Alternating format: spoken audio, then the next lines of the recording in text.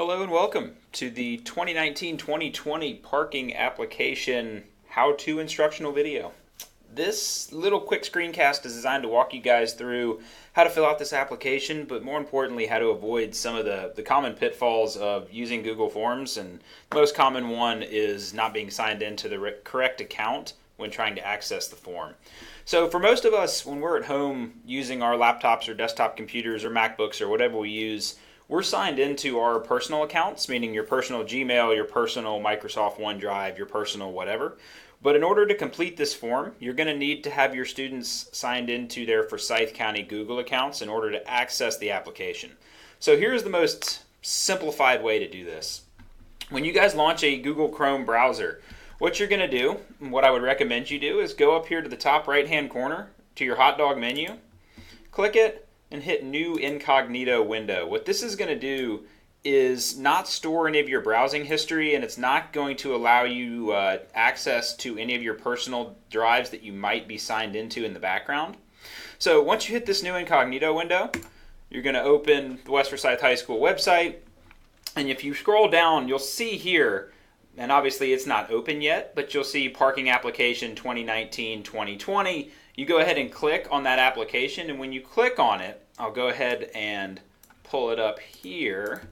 This is what you're going to see. So let me open my Incognito window again just to show you guys how this will look. When you click that link, it'll take you to this checklist. Now this parking checklist walks you through everything that you'll need in order to complete the application. It's got a list of things. It tells you when you can apply for it. It has a link to the actual application form itself. But before you click on the form, go ahead and scroll down. What you're going to need is this guy right here, this student parent agreement. You're going to need to go ahead and sign this and date it, both your student and yourself. Certify that you've read and understand all of the regulations for what it is required to park on West Forsyth High School's campus. This is also going to need to be submitted on the application itself, uploaded to the application when you go through and you complete it. So go ahead whenever you're ready and you click on the link to the form. This is where your student will need their Forsyth County Google information. So their login credentials are the same username and password that they've used for as long as they've been in Forsyth County to sign into our network. So it'll be their student ID number. For me, it's my staff name and ID at forsythk12.org. Once they enter that, into the Google portal, it'll take them to the Forsyth County login. And again, this is just their student ID number in place of my name. And then their same password that they've always used to sign in to any of the Forsyth County portals that we have available to your student.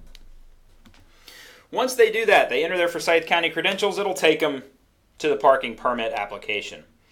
This link is just the checklist that we've already viewed, and you hopefully have already printed out and signed along with your student. Once you've read through the parking requirements, you'll check down at the bottom and certify that you've read and agreed to the terms above. You'll click Next, and then you're going to start to fill out the application itself. So you'll go ahead and you'll enter your student's last name, first name, their school ID number, what grade they're in, the best email address to use. So this is the email address that you'll have the My Payments Plus email sent to so that you can go through and pay for parking. So it's important that you make sure that you get this email address correct when you're entering it. Let us know if you're employed by Forsyth County and if your student is participating in IE Squared. If the answer to this question is yes, please let us know what period your student is going to arrive, and if they're leaving early, what period they're leaving. That way we can go ahead and try to plan where they park around what their schedule is and do that as best we can. The next screen is the vehicle information page. So again, you'll just go through and fill out the information required. License plate, color of the vehicle, if I could spell it right. Enter that information and click Next. The following is a secondary vehicle. If you have an alternate vehicle that your student may drive, you can enter the information here. If not, you'll just put none. click through.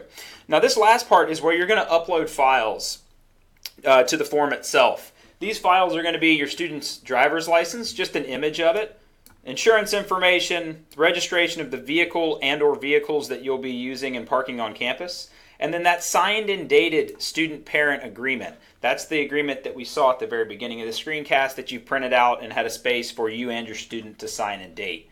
To upload these files, it's very easy. You just go to upload.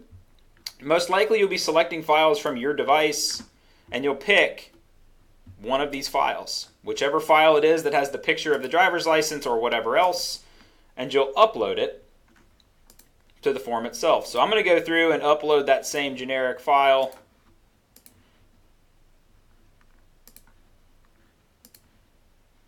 Dun, dun, dun, dun. And once I get this last file uploaded, I'm going to go ahead and submit. I'm going to go ahead and submit my application. Now, if you leave one of these spots blank, you will not be allowed to submit your application because all of these are required fields in the form.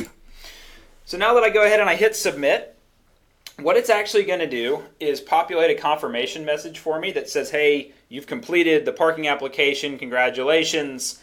You will actually get a copy of this form sent to your student's Forsyth County Gmail account. So if they go to gmail.com and they use the same credentials that they use to access this form, they'll actually be able to see a copy of it. And I'll show you how to do that really quick. If you go to gmail.com on that same Incognito window, because you're already signed in with your Forsyth County Google account, it's going to pop up their email. There is my application that I just submitted. And here's all the information that I put into it. If you realize that something is incorrect, you are able to edit your response. Just click edit your response and it'll take you back to the form. And again, all of the information that you've entered is still there. So hopefully this clears up some of your questions. Remember that this is not where you will pay for parking. You'll pay for parking through a My Payments Plus link that will be emailed to whatever email address it is that you provided in your form. Once we've certified that you've submitted your student's license and registration and so on and so forth, and everything looks squared away and good to go. So again, please make sure that you've entered this email address correctly. Like I said, I hope that this has helped. And if you have any questions, please reach out.